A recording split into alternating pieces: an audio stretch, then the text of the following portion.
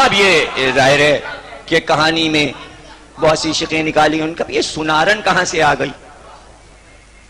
کہاں سے آ گئی بھائی؟ سنارن نے منت مانی تھی، سنارن کا نام اس لیے زندہ رہ گیا کہ اس نے منت مانی تھی۔ آپ تاریخ میں اپنا نام لکھانا چاہو تو لکھاتے رہو۔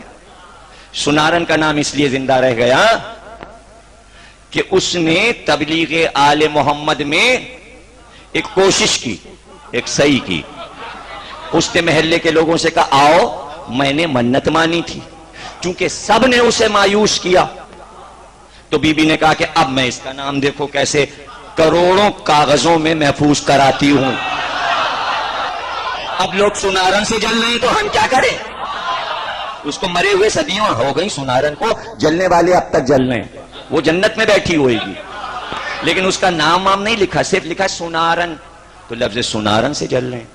تو سنارن کہاں سے آ گئی؟ اس لیے آ گئی سنارن کہ بی بی نے دیکھا یہ مایوس ہوئی ہے، ہم سنائیں گے اس سے کہانی۔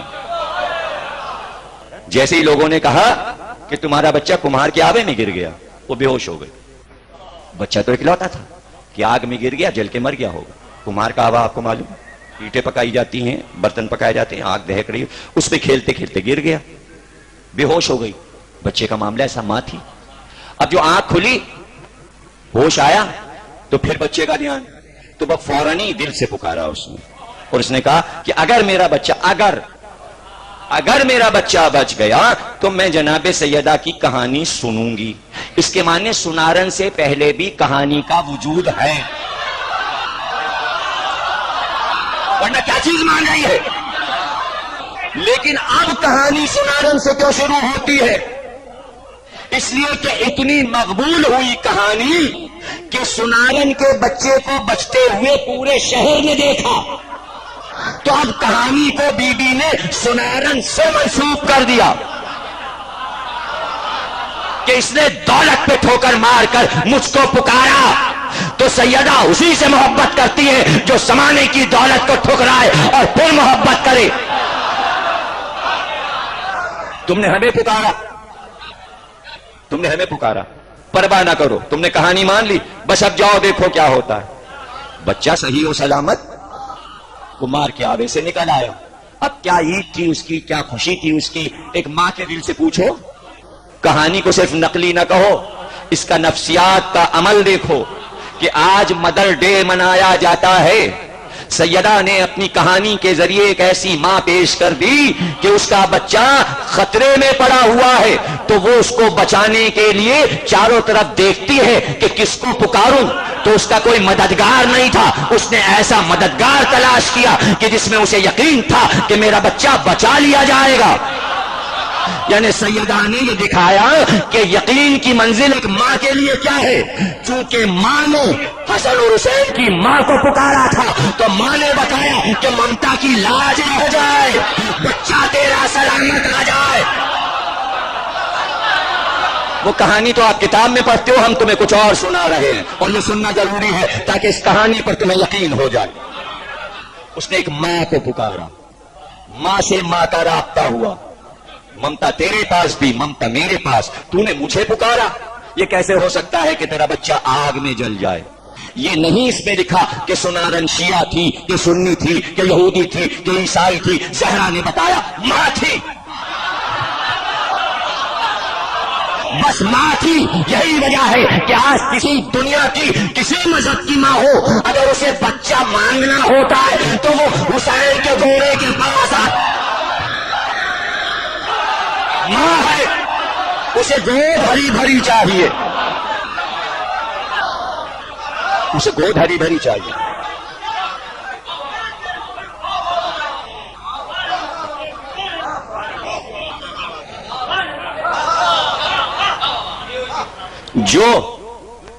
جو دنیا کی ماؤں کی گودیوں کو بھر رہی ہوں، قدرت یہ کیسے چاہتی کہ صدیوں تک زہرا کی گود سونی رہ جائے؟ اس لیے اتارا انا اعطینا کل کوثر، ہم نے کوثر عطا کیا، قیامت تک سادات کی گودیاں بھری رہیں۔ اس پورے فلسفے کو سورہ کوثر سے لے کر یہاں تک میرنیس نے ایک شعر میں سمیٹ دیا۔ لیکن مشکل یہ تھی کہ سمیٹنے کے لیے لفظ میں صرف ایک مصرع ملا تھا، اور منزل وہ ہے کہ مرثیہ لکھ رہے تھے اور لکھتے لکھتے یہاں پر آ گئے کہ علم حضرت عباس کو دے دیا گیا، اور زوجہ عباس آئیں اور انہوں نے شکریہ ادا کیا کہ میرے شوہر کو علم اس گھرانے سے ملا، جناب زینب کے ہاتھ سے ملا، حسین کے ہاتھ سے ملا۔ تو یہاں پر صبح عاشورہ میر انیس کے دکھا رہے ہیں زوجہ عباس دعا دے رہی ہیں۔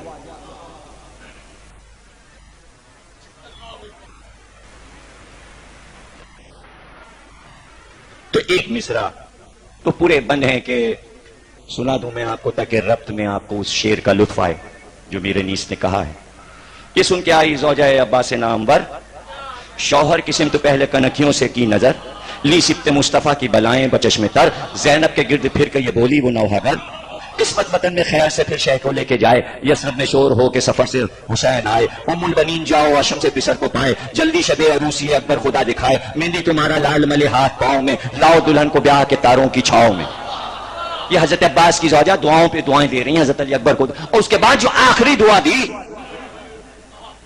اور جو زوجہ حسین کو دعا دی، اس لیے کہ حسین سے 9 امام اور آنے اور امامت کے ماؤں کی گودیوں کو آباد رہنا ہے، تو عباس کی زوجہ کے زبان سے اس دعا کو کہلوا کے انیس نے یہ دکھایا کہ زوجہ عباس کی دعا معجزہ بن گئی کہ سادات کی گودیاں بھرتی رہتی ہیں۔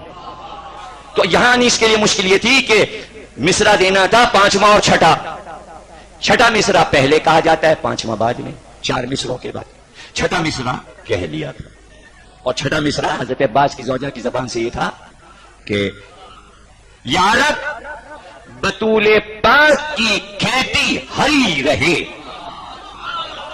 اب اس میں لفظ پاک، بطول، یا رب، یعنی قیامت تک کے لیے یہ دعا ہے، یا رب بطول پاک کی کھیتی ہری رہے۔ اب 5واں مصرع نہیں ہو رہا تھا، اور مرثیہ شاہکار جب قطع کی مسافت شب آفتاب، کھانے کا وقت آ گیا اور مصرع 5واں نہیں ہوا۔ میر انیس کی بیوی نے کہا آئیے دسترخوان لگ گیا۔ انہوں نے کہا بھائی یہاں پر 5واں مصرع نہیں ہو رہا، کھانا ہم ابھی نہیں کھائیں گے۔ کہا کھانا ٹھنڈا ہو جائے گا۔ کہا ہو جائے؟ کہا کھانا میں ٹھنڈا نہیں ہونے دوں گی۔ کیا مصرع ہے، آپ کو کیا پریشانی، آپ جیسے شاعر کے لیے کیا بات ہے؟ کہا بیگم یہ مصرع چھٹا ہو گیا، 5واں نہیں مل رہا ہے۔ کہا سنائیے تو چھٹا مصرع ہے کیا؟ جب تک عورت مددگار نہ ہو اس دعا میں، دعا تھی زوجہ عباس کی، انیس کو پریشانی یہ تھی کہ زبان وہ نہیں اتر رہی تھی، جس زبان میں بات کہنا تھا۔ انہوں نے کیا ہے آپ کا چھٹا مصرع؟ کہ یا رب بطول پاک کی کھیتی ہری رہے۔ باختیار وہی سے بیگم نے کہا سندر سے مانگ بچوں سے گودی بھری رہے، یا رب بطول پاک کی کھیتی ہری رہے۔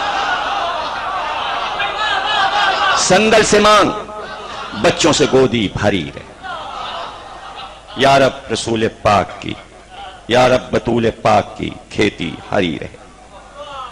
دیکھیے میر انیس کی بیوی کا بھی کمال ہے، یہ مصرع لیا ہے انہوں نے حضرت ام کلثوم کے مرثیے سے، جو مدینے واپسی پر انہوں نے پڑھا، اور اس میں یہی پڑھا کہ جب ہم گئے تھے تو ہماری مانگیں نہیں اجڑی تھیں اور گودیاں بھری تھیں۔ اس کا ترجمہ کیا سندل سے مانگ بچوں سے گودی بھری رہے، یا رب بطول پاک کی کھیتی ہری رہے۔ وہ ماں جسے اللہ نے عطیہ دے دیا کہ بطول پاک کی کھیتی پر کبھی خزاں نہیں آ سکتی، اب اسی بیوی کو حق ہے کہ کسی بھی اجڑتی ہوئی گودی کو دیکھے اور ممتا پکارے اور زہرا نہ آئے۔ یہ ہے سچائی جناب سیدہ کی کہانی کی سب سے بڑی، اس لیے کہ اذن ہے پروردگار کا ان کو، ہر ممتا کی سرپرست ہیں۔ تو سنارن نے پکارا، اب یہاں پر سنارن آزمائی گئی مودت کی راہ پر۔ منت ماننا نہیں آزمانا ہے، منت پورا ہونے کا جب لمحہ آتا ہے تب انسان کو آزمایا جاتا ہے۔ وقت تو وہ لمحہ ہے کہ جہاں نیت دیکھی جاتی ہے۔ بچہ سلامت آ گیا، اس نے سینے سے لگایا، اب وہ شیرینی لائی جو کہ کہانی کا دستور ہے، اور محلے میں ایک ایک گھر پہ گئی، کہ ہم نے جناب سیدہ کی کہانی مانی تھی، ہمارا بچہ صحیح و سلامت سنا کمہار کے آوے سے نکل آیا. ہم کہانی سننا چاہتے ہیں، آؤ. اب کیا جواب لکھا ہے؟ ہمیں اپنے کاموں سے فرصت نہیں کہ ہم ان فضول باتوں میں پڑیں. دیکھیے جملہ کبھی کسی صدی کا ہو، چل اب تک رہا ہے. اجی یہ فضول باتیں ہیں، یہ تحفۃ العوام کی باتیں ہیں. اجی یہ آپ دیکھیے تاریخ اچھی ہے بری ہے، نحس ہے مبارک ہے فلک. ہم فضول باتوں میں نہیں پڑھتے. تم فضول باتوں میں نہیں پڑھتے، تم خود ابن الفضول ہو.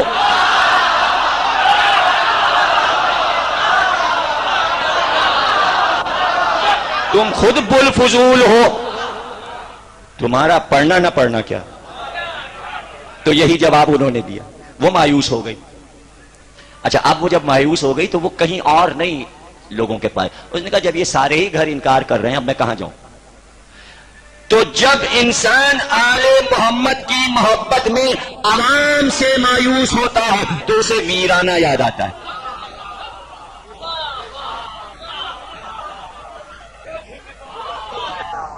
کوئی ویرانی سی ویرانی ہے، دشت کو دیکھ کے گھر یاد آیا. دشت تو ایسا ہو کہ گھر یاد آئے، تو اس کے معنی گھر بھی ویران ہے اور گھر دشت سے زیادہ ویران ہے. غالب کا شعر آپ کو سنایا، اگر شرح کی جائے تو رات ہو جائے. غالب کی شاعری ایسی. وہ ویرانے کی طرف چلی، چلتی گئی چلتی گئی چلتی گئی، یعنی عوام کو چھوڑ رہی ہے. ایک ایک جملے کو بھائی آپ قدر کی نگاہ سے دیکھو. کہانی تو تمہاری پڑی ہوئی ہے، تمہیں زبانی رٹی ہوئی ہے، جبھی تو تمہیں لطف آنا چاہیے. وہ آبادی کو چھوڑ کے دور نکلتی جا رہی ہے، یعنی وہ ان سے برات اختیار کرتی جا رہی ہے، مودت کی راہ میں بڑھتی جا رہی ہے، راستہ قریب ہوتا جا رہا ہے محبت کا. یعنی جب آپ دنیا پرست لوگوں سے دور ہٹو گے تو وہ راستہ قریب ہوتا جائے گا. ادھر سے شہزادی چلی، ادھر سے یہ چلی، ان سے ہوئی دوری، ادھر سے ہوئی قربت.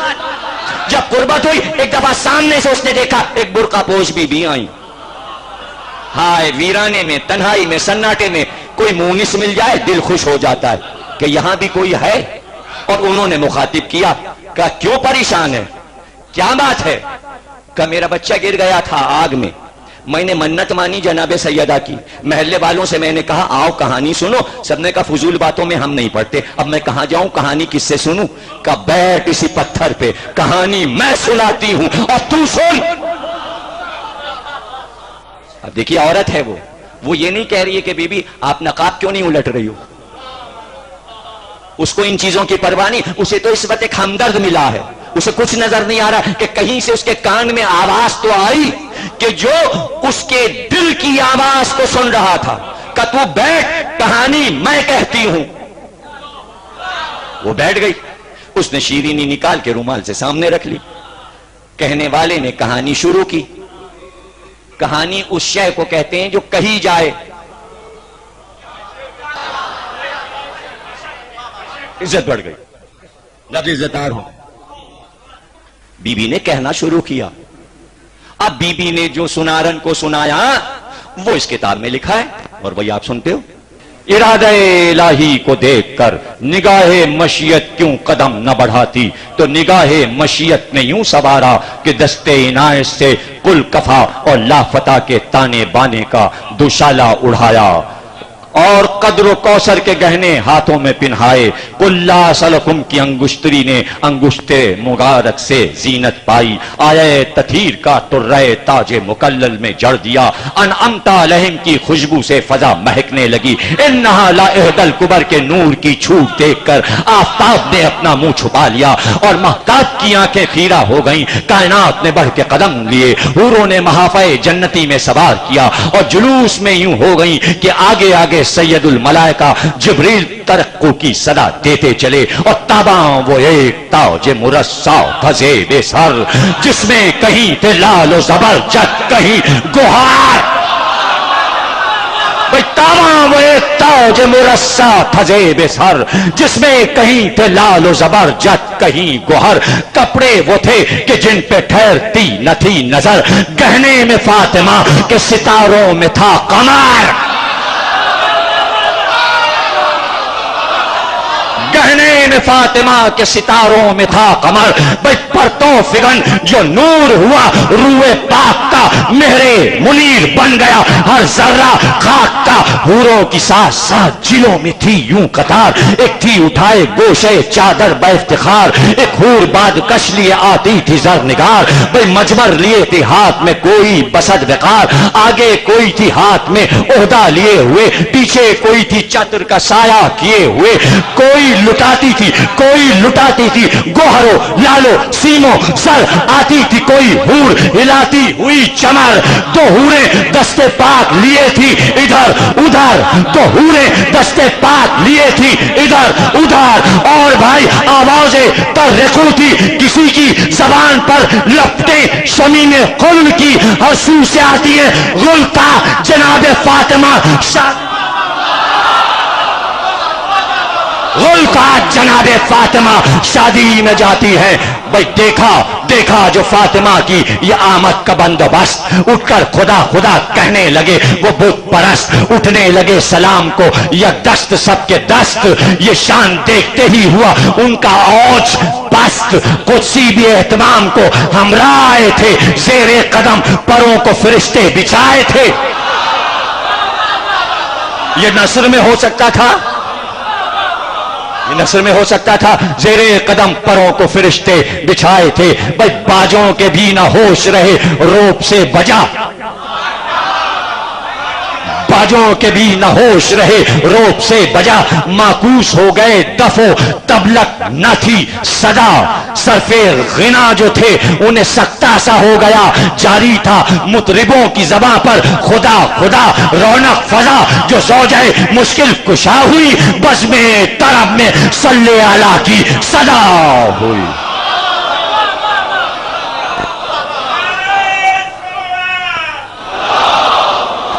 اور اس کے بعد یہ پیراگراف لکھا ہے میں نے، یہ تجمل و وقار دیکھ کر تمام زنان یہود عظمت فاطمہ زہرا کی تاب نہ لاتے ہوئے آپ کے سامنے سجدے میں گر پڑی اور فرط تعجب اور غلبہ رشک سے بے ہوش ہو گئیں۔ تھوڑی دیر کے بعد سب کو تو ہوش آیا، مگر دلہن کو جو سردار یہود کی بیٹی تھی ہوش نہ آیا، لاکھ تدبیریں کی مگر سب بے سود ثابت ہوئیں۔ دیکھا گیا تو معلوم ہوا کہ روح عروس قفس انصری سے پرواز کر چکی ہے، آنن فانن شادی کا مکان ماتم کدہ بن گیا۔ جناب سیدہ سلام اللہ علیہا نے یہ دیکھ کر فرمایا کہ اطمینان رکھیے ابھی ہوش آ جاتا ہے، دنیا کی نظر میں مری ہے، زہرا کہہ رہی ہیں ابھی ہوش آتا ہے۔ اس کے بعد آپ نے فوراً تجدید وضو کے لیے پانی طلب کیا۔ پہلے بچے کو وضو سکھایا جاتا ہے، ابھی تم کلمہ پڑھ کے مسلمان ہوگی، وضو تو دیکھ لو ایسے ہوتا ہے یا ایسے۔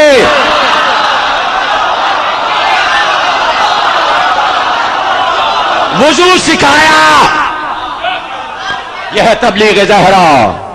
مصلی بچھا کر 2 رکعت نماز ادا کی، پھر دست دعا بلند کیے اور فرمایا اے میرے معبود برحق، میں بنت رسول ہوں، صدیقہ نام رکھا ہے تو نے بطول کا، جھوٹا نہ کیجیو مجھے صدقہ رسول کا۔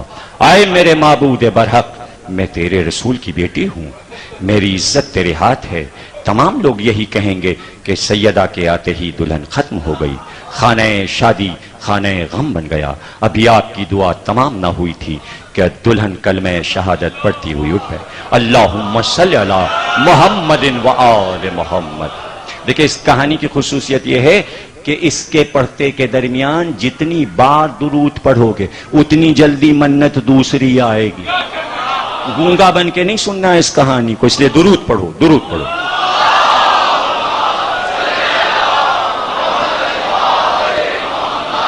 کہنے لگی میں شہادت دیتی ہوں کہ خدا وحدہ لا شریک ہے، حضرت محمد مصطفیٰ صلی اللہ علیہ وآلہ وسلم اس کے رسول برحق ہیں، اور آپ ان کی دختر ہیں. آپ مجھ کو مذہب اسلام کی تعلیم فرمائیں. اور پھر صدقے دل سے وہ دلہن میں اپنے شوہر کے مسلمان ہو گئی. اس کا نام ام حبیبہ تھا. زنان یہود یہ شان و شکوہ اور عظمت دیکھ دیکھ کر آپ سے پوچھتی تھیں کہ یہ اسباب زیب و زین کیوں کر میسر آیا. آپ فرماتی کہ اپنے بابا جان جناب رسول اللہ سے پایا ہے. وہ کہتی کہ انہوں نے کیوں کر پایا. آپ فرماتی کہ جبریل لائے. اور پھر کہتی کہ جبریل کہاں سے لائے. آپ نے ارشاد فرمایا اللہ رب العزت نے بھیجا ہے, جنت سے لائے. جب جناب فاطمہ زہرا کے اس اعجاز عظمت اور اجلال و رفعت کو دیکھ کر وہ تمام زنان یہود بے اختیار پکار اٹھی کہ ہم خداوند لم یزل و لا یزال اور اس کے رسول برحق پر ایمان لائیں, اور ہم گواہی دیتے ہیں کہ آپ رسول خدا کی دختر ہیں. آپ ہمیں مذہب اسلام کی تعلیم فرمائیں. اور ساتھ ہی ان سب کے مرد بھی صاحب ایمان ہو گئے. اتنی تبلیغ ہے اس میں, تم کہتے ہو یہ کہانی ضعیف ہے. یہودی سے تو لڑ رہے ہیں مسلمان. بتاؤ تو کہ زہرا کے اخلاق نے کیسے یہودیوں کو مسلمان بنایا ہے. سب نے نہایت عزت و حرمت کے ساتھ آپ کو رخصت کیا. سردار یہود نے اپنی بیٹی کو کہ جس کی شادی کا اہتمام تھا, دیکھیے اسی دلہن کی وجہ سے تو یہ سب کچھ ہوا تھا. اب وہ احسان کیسے اتاریں بیوی کا. اسی دلہن کو کنیز بنا کر زہرا کے ساتھ کر دیا. اور وہ دلہن خود بھی وہاں کیوں رہتی جسے نئی زندگی زہرا نے دی ہے. اب وہ بیوی کو چھوڑتی, وہ بیوی کے پیچھے پیچھے کنیز بن کے آ گئی. اور وہی ام حبیبہ ہے. اور زہرا کو معلوم ہے ابھی اس کی شادی ہوئی ہے. بیوی نے اس کو کنیز بنا کے نہیں رکھا بلکہ اسی وقت آزاد کر دیا. کہ جا تو آزاد ہے, اور جہاں تجھے تیرا شوہر لے جائے تو جا. بچوں کے اس نے پیر چومے, شہزادیوں کے ہاتھ چومے, زہرا کی چادر کو چوما. کبھی بھی تمہارے جیسے لوگ ہم نے تو کبھی نہیں دیکھا. اب میرا شوہر مجھے کوفے لے جا رہا ہے اور میں وہاں رہوں گی ہمیشہ, اس لیے کہ شوہر کوفے کا ہے. اور اب جو چوکھٹ کو چوما تو بس اتنا. کبھی بھی کوئی وصیت, کوئی نصیحت. ام حبیبہ بس اپنی شہزادی کی ایک بات یاد رکھنا, کسی بےکس کا تماشا کبھی نہ دیکھ.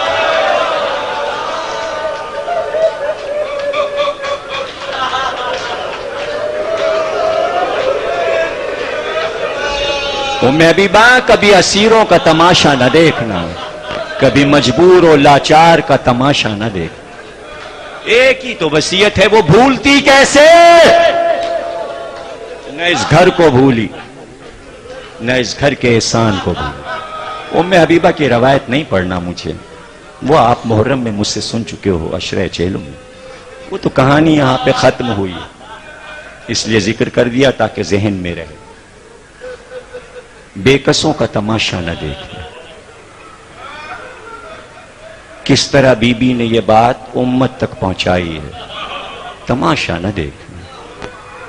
پہلا تماشا امت نے اس وقت دیکھا جب زہرا کا گھر چل رہا.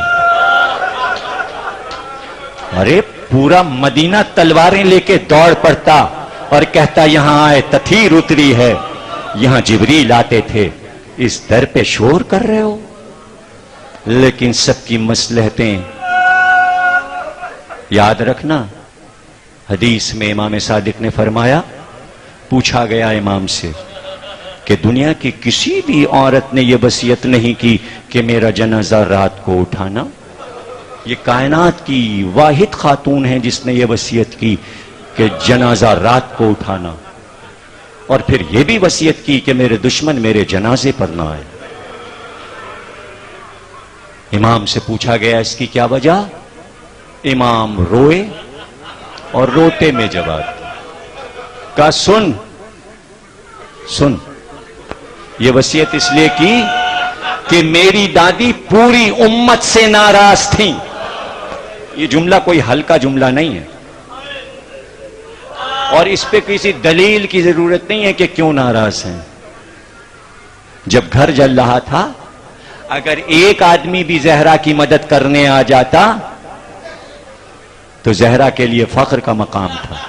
جب پوری امت نے زہرا کی مدد نہیں کی تب بھی خوش رہے امت سے، اس لیے ناراض ہیں.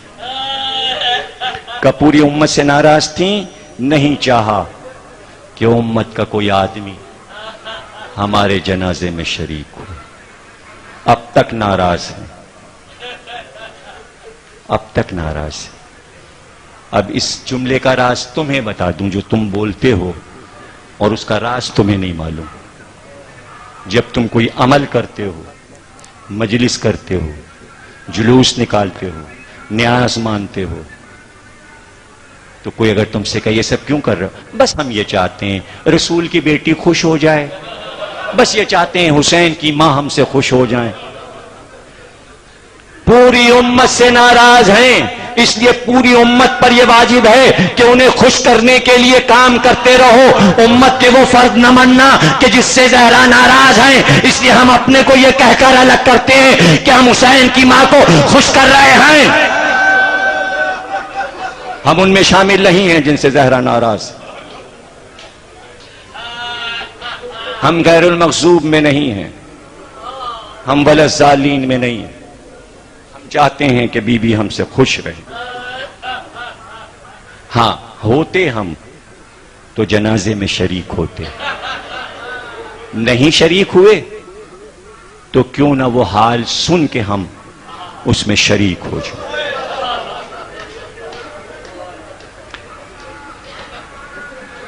تاکہ وہ جو وصیت ہے کہ میرے دشمن نہ آئیں تو تم تو آ کے شریک ہو جاؤ. تم کیوں دشمن بن رہے ہو؟ تم اپنا نام دشمنوں میں کیوں لکھا رہے ہو؟ اور کیوں نہیں ازائے سیدہ میں آ رہے؟ جو آ گیا وہ گویا جنازہ زہرا میں شامل ہو گیا. عورت ہو، مرد ہو، بچہ ہو، بوڑھا ہو، اس نے اپنے آپ کو پہنچا دیا.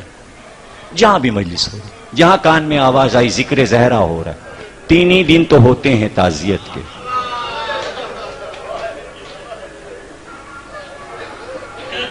اور اگر محبت کو پوچھو، ایک طرف امت سے ناراض ہیں اور ایک طرف محبت کرنے والوں سے خوش ہیں، اور جن سے خوش ہیں ان کے لیے کیا عمل ہے؟ 4-5 سال کے ہیں امام حسن، کہتے ہیں آدھی رات تھی اور سردی کڑاکے کی تھی، لیکن میں نے دیکھا میری ماں اٹھی، اتنی سردی میں صحن میں گئیں، ٹھنڈے پانی سے وضو کیا، ٹھنڈے پانی سے وضو کیا، مصلی پہ آئیں، آدھی رات سے نمازیں پڑھنا شروع کی، نمازیں تمام ہوئیں، دعا کے لیے ہاتھ اٹھے تو ایک ایک چاہنے والے کے لیے دعا کی. پروردگار جہاں جہاں ہیں ان کے بچے خوش رہیں، ان کے رزق میں وسعت ہو. گھنٹوں دعا مانگی، اتنی مانگی ہیں دعائیں کہ قیامت تک تمہارے لیے کافی ہیں، تمہاری نسلوں کے لیے. یہ جو تم جی رہے ہو سکون سے، یہ زہرا کی دعائیں ہیں تمہارے لیے، جو بیٹھے ہو آج تم اور پرسکون زندگی گزارو جہاں بھی. اب دیکھو تمہیں کس پہ ترجیح دی ہے دعا میں. جب دعا ختم ہوئی 5 سال کے حسن نے اٹھے کہا اماں آپ نے پوری قوم کے لیے دعا کی، قوم کے بچوں، بوڑھوں، عورتوں سب کے لیے دعا کی. اے اماں آپ نے اپنے بیٹوں کے لیے دعا نہیں کی، آپ نے میرے لیے، حسن کے لیے، حسین کے لیے دعا کچھ نہیں کی. کہ بیٹا جو تم سے زیادہ حقدار ہیں زہرا ان کے لیے دعا کر.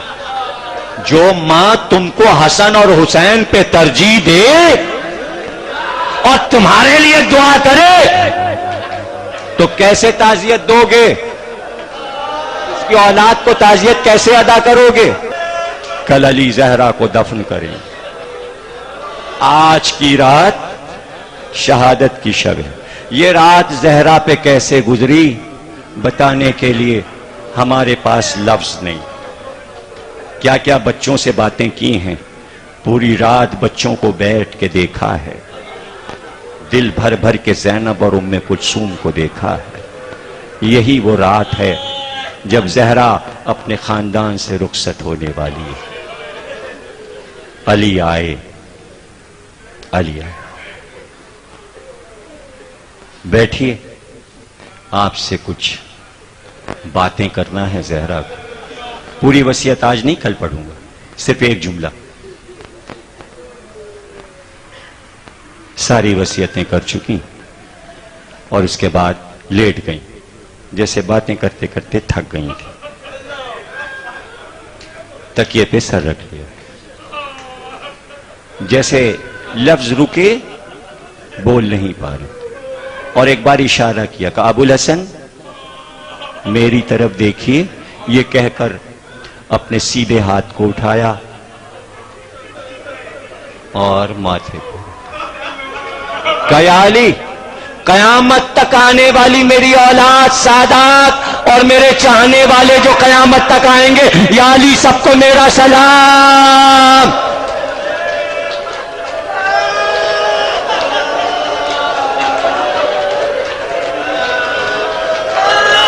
جواب سلام واجب ہے. مجلس کے بعد سلام کہنا بی بی کو. بی بی آپ کا سلام ہم تک پہنچا، اب ہم نے آپ کو السلام علیک یا فاطمہ زہرا. بی بی جواب سلام، لیکن جواب سلام صرف سلام کا لفظ نہیں ہے، جواب سلام ہے آنسو گرا دینا، آواز کو بلند کر دینا. وعدے کے مطابق تقریر ختم کرتے ہوئے شاید 5 منٹ اوپر تقریر ہو جائے، لیکن مجبوری ہے، اس لیے کہ شب کی مجلس ہے اور کل آخری مجلس ہے. اور میں چاہتا ہوں کہ آپ کے کانوں میں یہ لفظ محفوظ رہے. علی کیوں نہیں آتے بیعت کرنے کے لیے؟ کیوں نہیں آتے؟ بلایا جائے. آدمی آیا، چلو تمہیں بلایا گیا. کہا کیوں؟ کہا اس لیے کہ بہت جلدی تم نے رسول اللہ پہ جھوٹ باندھا ہے. کیا غدیر خم کو بھول گئے؟ جاؤ جا کر کہہ دو ہمیں تم سے کیا، علی کو تم سے کیا کام. میں وصیت کے مطابق دوش پہ چادر نہیں ڈالوں گا جب تک کہ میں اس قرآن کو میں تفسیر کے لکھ کر امت کے سامنے نہ پیش کر دوں. اس لیے میں دوش پہ چادر نہیں ڈالوں گا. آدمی گیا، علی کا پیغام ملا. کہ اگر نہیں آتے تو زبردستی علی کو لاؤ.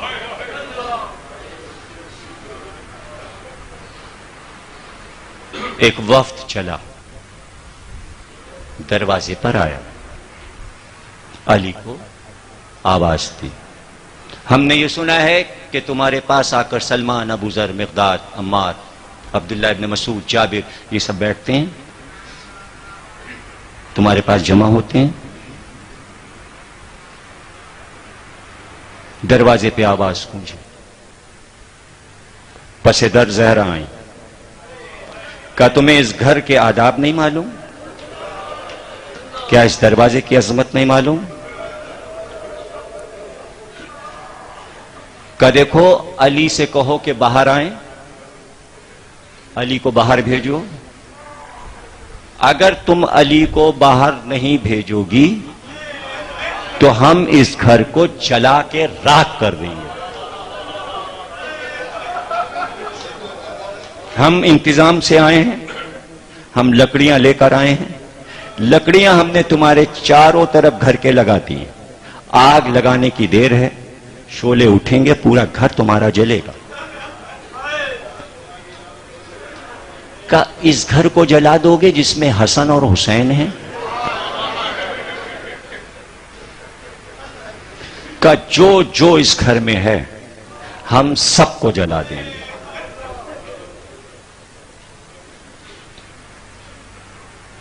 زہرا پس در ہیں. پچھلی تقریروں میں بارہا یہ بات کہی ہے کہ دو معصوم اگر ایک جگہ پر جمع ہو جائیں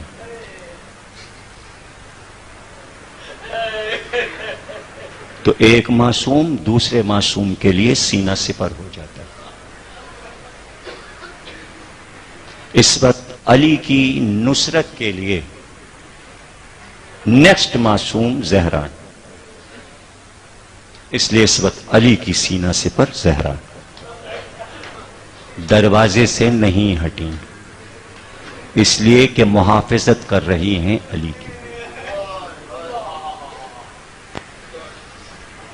آگ لگی، شعلے اٹھے،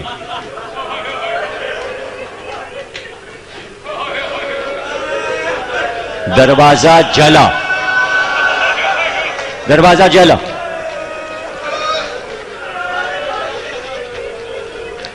آٹھ افراد ہیں، یہ 8 افراد نام سب کے تاریخ میں لکھے ہیں. 8 افراد کے. دروازہ جلا. جب دروازہ جلا تو دروازہ شعلہ بنا، لکڑی جل کے شعلہ بنی، آنچ اٹھ رہی ہے. جب دروازہ کمزور ہوا، ڈیوڑیاں جلیں، بازو جلے دروازے کے، دروازہ ہل رہا ہے. ایک بار کسی نے آگے بڑھ کر دروازے کو لات ماری.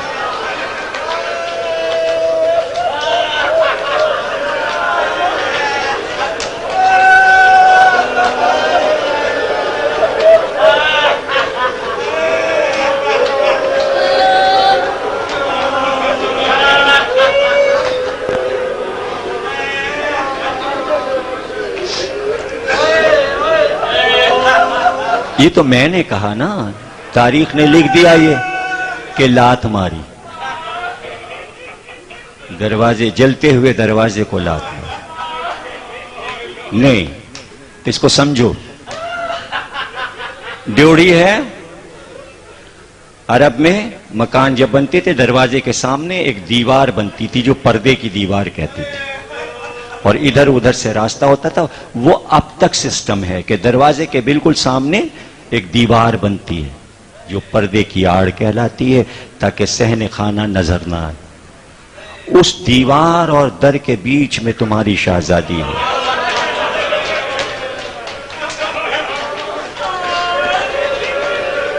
کافی یہ تھا کہ صرف لات ماری جاتی. تاریخ میں یہ ہے کہ دروازے پر قدم رکھ کے دروازے کو آہستہ آہستہ پیچھے ہٹایا گیا، یہاں تک کہ دروازہ وہاں پہنچا کہ دیوار اور دروازے کے بیچ میں تمہاری شہزادی.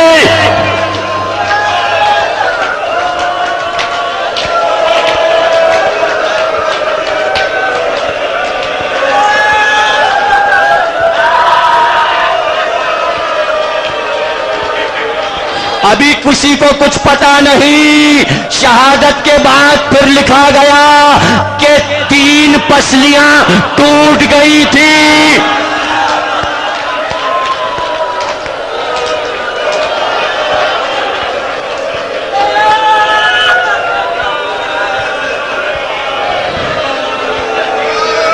دروازہ گرا، نامحرم گھر میں آئے، 1 2 کرتے کرتے سب اس صحن میں آئے کہ جبریل کے علاوہ جہاں کبھی کسی نے قدم نہیں رکھا تھا. ایک بار ساتوں نے علی کو گھیرا، ساتوں علی پہ ہمراہ آور ہوئے. اس سے پہلے کہ تازیانے اور تلوار کی ضربیں علی پہ پڑتی، اس زخمی حالت میں زہرا دوڑی اور دوڑ کر علی سے لپٹ گئی کہ خبردار ابو الحسن پہ وار نہ کرنا. اب وہ تازیانہ جو علی کے لیے اٹھا تھا زہرا کے بازو پہ پڑا.